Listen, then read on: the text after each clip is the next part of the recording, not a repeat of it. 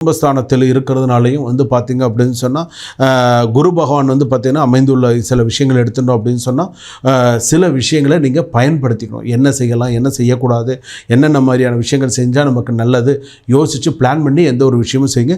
அவசரப்பட்டு எந்த ஒரு விஷயத்திலும் எடுத்துக்காதீங்க.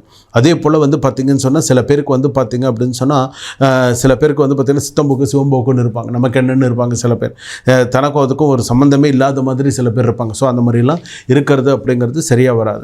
ஸோ அதனால் இதுக்கப்புறம் நீங்கள் கொஞ்சம் கவனமாக தான் ஜாதகத்தில் இருக்கணும். ரெண்டாவது வந்து பார்த்திங்கன்னா கடன் பிரச்சனை குறைய பணம் ஓரளவுக்கு உங்களுக்கு வரும். கடன் பிரச்சனை கொஞ்சம் கொஞ்சமாக குறையும்.